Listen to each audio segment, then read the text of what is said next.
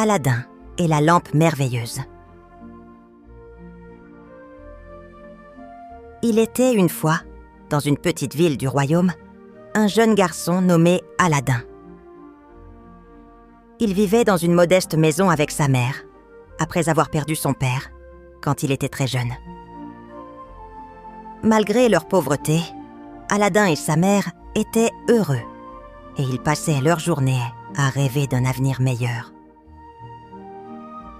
Un jour, alors qu'Aladin jouait dans les rues, un homme étrange s'approcha de lui. Il portait des vêtements sombres et un turban enroulé autour de sa tête, et ses yeux brillaient d'une lueur mystérieuse. « Bonjour, jeune homme, » dit l'homme d'une voix douce mais autoritaire. « Je suis ton oncle, et j'ai une mission importante pour toi. » Aladin, intrigué, s'arrêta. « Mon oncle, je ne vous ai jamais vu. » Le sorcier sourit malicieusement. « Je comprends ta surprise, mais j'ai suivi ta famille depuis longtemps. Je sais tout de toi. » Aladin, bien que sceptique, sentit une étrange confiance en cet homme. Il n'avait pas de raison de douter, après tout. « Que voulez-vous de moi ?» demanda Aladin. Le sorcier fit une pause, comme s'il pesait ses mots. « Il y a une grotte magique, cachée dans les montagnes lointaines. Elle contient un trésor incroyable, une lampe ancienne. Je veux que tu ailles la chercher pour moi. » Aladin, bien qu'il ne comprît pas entièrement les intentions de l'homme, accepta d'y aller. « Je vais chercher cette lampe. Mais pourquoi moi ?» Le sorcier lui offrit un sourire énigmatique. « Parce que tu es spécial, Aladin. Tu es destiné à des choses grandes. » Aladin se rendit donc à la grotte, guidé par les indications du sorcier. Lorsqu'il arriva, la grotte s'ouvrit devant lui comme par magie. À l'intérieur, il découvrit un spectacle stupéfiant. Des montagnes d'or, des pierres promenées précieuses et des objets d'une beauté inouïe. Au fond de la grotte, sur un piédestal, reposait une lampe poussiéreuse. Aladin s'en approcha et la saisit, son cœur battant plus fort. Mais alors qu'il la tenait dans ses mains, il sentit une présence étrange. Soudain, le sorcier apparut à l'entrée de la grotte. « Donne-moi la lampe, Aladin !» ordonna-t-il d'une voix sévère. Aladin, sur ses gardes, leva la lampe. « Je veux d'abord sortir d'ici. » Le sorcier éclata de colère. « Tu n'es pas en position de négocier. » Mais Aladin, décidé, refusa de remettre la lampe tant qu'il n'était pas sorti de la grotte. Furieux, le sorcier s'élança vers lui. Mais dans un dernier acte de désespoir, il referma l'entrée de la grotte sur Aladin. Aladin se retrouva seul, enfermé dans cette caverne remplie de trésors, avec pour seule compagnie la lampe magique.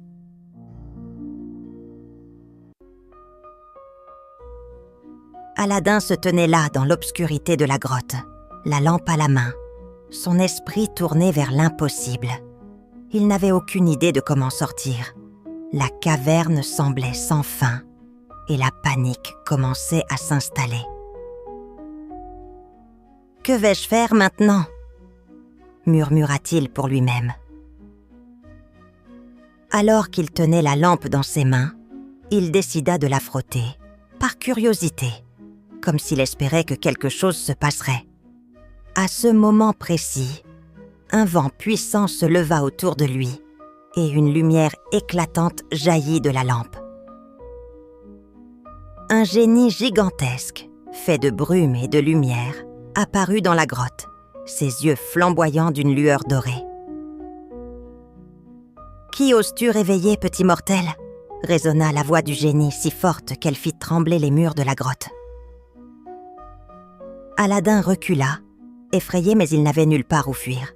Il baissa les yeux, puis avec hésitation dit « Je n'ai pas fait exprès. Je voulais juste savoir ce que c'était. » Le génie éclata d'un rire grondant, semblant amusé par la réponse d'Aladin. « Ah, tu es audacieux, jeune homme. Très bien, puisque tu m'as libéré, je vais exaucer 3 vœux pour toi comme c'est la coutume. » Les mots du génie résonnèrent dans l'esprit d'Aladin comme un rêve éveillé. 3 vœux? C'était incroyable. 3 vœux? Répéta-t-il presque incrédule. Oui, 3 vœux, répondit le génie, mais choisis bien car tu ne peux pas revenir en arrière. Aladin réfléchit un instant et une idée lui traversa l'esprit. Mon premier vœu, dit-il d'une voix ferme, je souhaite sortir d'ici, de cette grotte. Le génie leva sa main géante et, en un clin d'œil, la grotte s'effaça autour d'Aladin. Il se retrouva soudainement dans le désert, à l'extérieur de la grotte, libre. Aladin, stupéfait, se tourna vers le génie. « C'est incroyable! Merci !» Le génie, toujours aussi imposant, sourit. « Voilà pour ton premier vœu. À toi de choisir les 2 autres. » Aladin réfléchit à ce qu'il pourrait demander.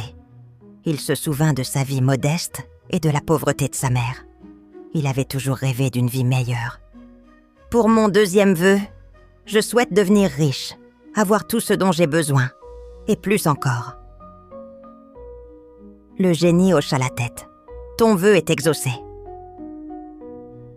En un instant, des montagnes de pièces d'or, de bijoux étincelants et de trésors apparurent autour d'Aladin. Il n'avait jamais vu une telle richesse. Les pièces brillaient sous le soleil et les pierres précieuses étaient d'une beauté éblouissante. Aladin, les yeux grands ouverts, savait que sa vie venait de changer à jamais. « Cela suffit pour moi, mais je dois encore faire un dernier vœu. » Le génie, avec un sourire bienveillant, attendit que le garçon parle. « Quel est ton 3e vœu, Aladin ?» Aladin, inspiré par la beauté de ce monde nouveau, pensa à sa mère et à la vie qu'il voulait lui offrir. « Je souhaite que mes rêves se réalisent. Je veux une maison somptueuse pour ma mère et que tout soit parfait pour elle. » Le génie ferma les yeux un instant, puis d'un geste élégant, une magnifique demeure apparut devant eux, plus splendide que tout ce qu'Aladin avait pu imaginer. « Ta maison est là, Aladin. Tout ce que tu as souhaité est devenu réalité. » Aladin, émerveillé, remercia le génie. « Merci, merci pour tout. » « N'oublie pas, jeune maître, que tes vœux ne sont pas sans conséquences, » dit le génie avant de disparaître dans un éclat de lumière. Aladin se retrouva seul, mais il savait que sa vie venait de prendre un tournant extraordinaire. Il rentra chez lui avec une nouvelle richesse, une maison magnifique et des rêves plein la tête.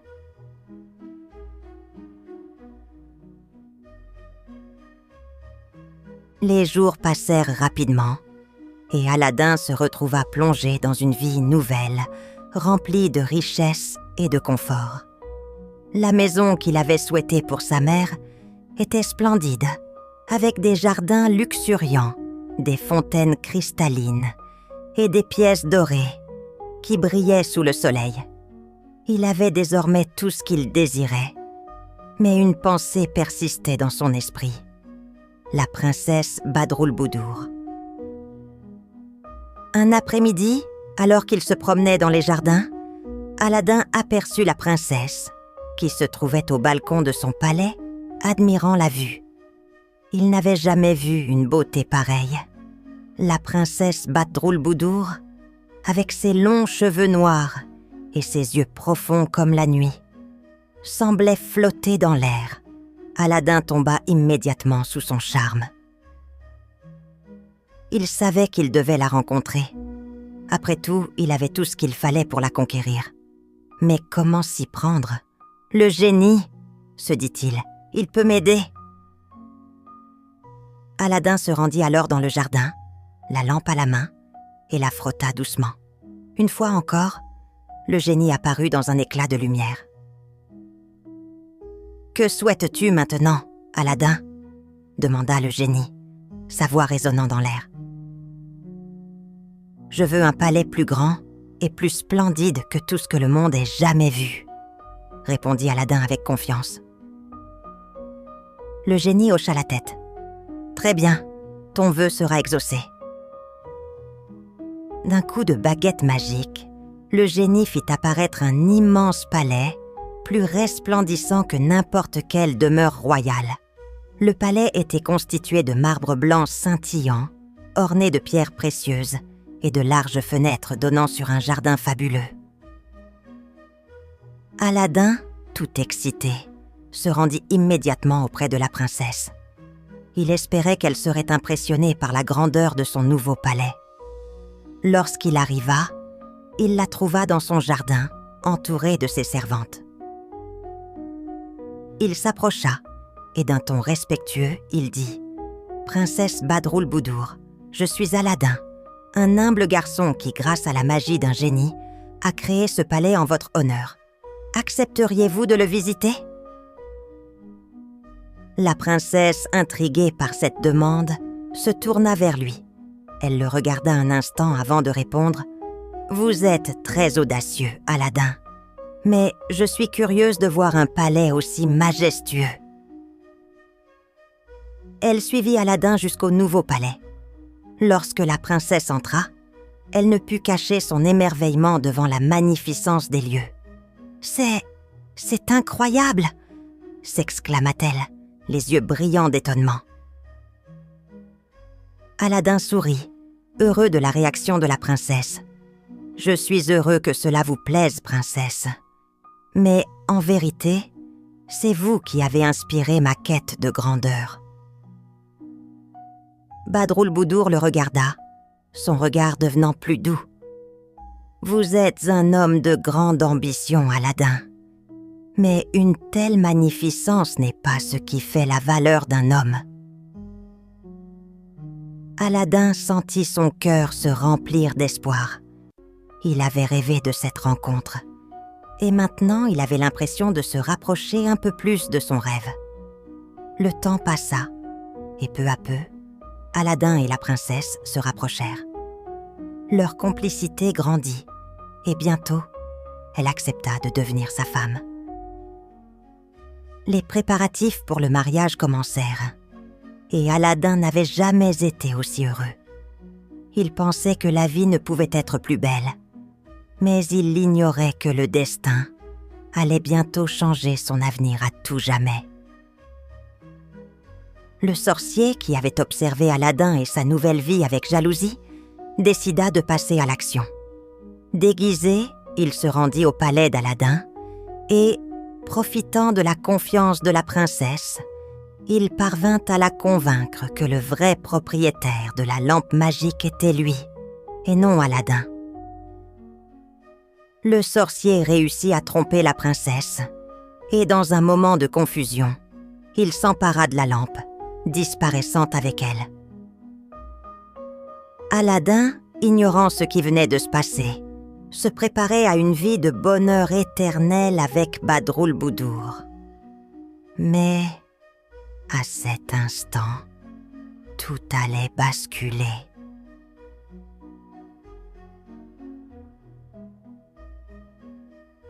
Aladin, bien qu'ignorant la disparition de la lampe, vivait des jours heureux avec la princesse Badroulboudour.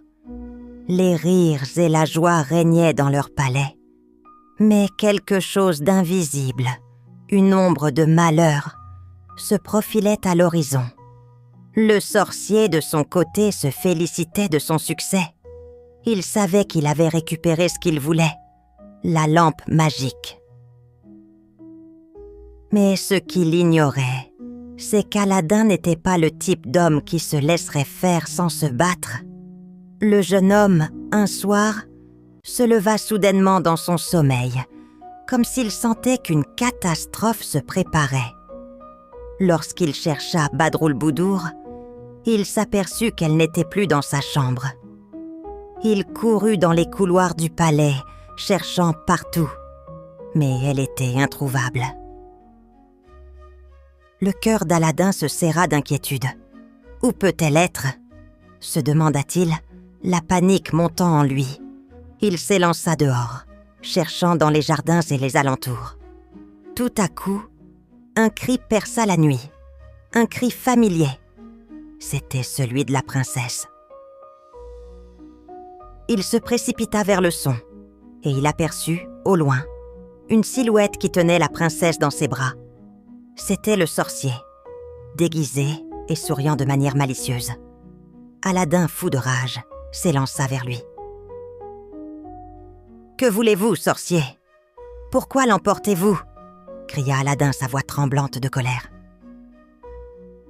Le sorcier tourna la tête et, d'un sourire cruel, répondit « Ah, mon cher Aladin, tu ne comprends toujours pas. Cette lampe magique ne t'appartient plus.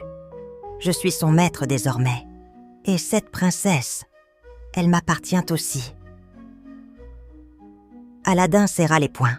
« Vous ne la prendrez jamais. » À cet instant, il pensa à la lampe, à ce génie qui l'avait aidé dans le passé. Il se précipita vers l'endroit où il savait que la lampe était cachée. Là, il frotta la lampe avec toute l'énergie qu'il avait en lui. En un instant, le génie apparut, sa silhouette imposante illuminant la nuit. « Génie, je te demande de m'aider. Sauve la princesse !» cria Aladin.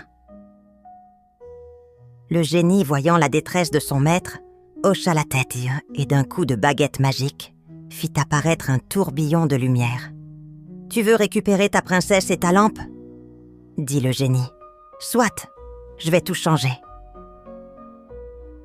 Dans un éclat de lumière aveuglante, le génie utilisa ses pouvoirs pour faire disparaître le sorcier, qui se retrouva soudainement dans une grotte profonde et sombre, sans issue.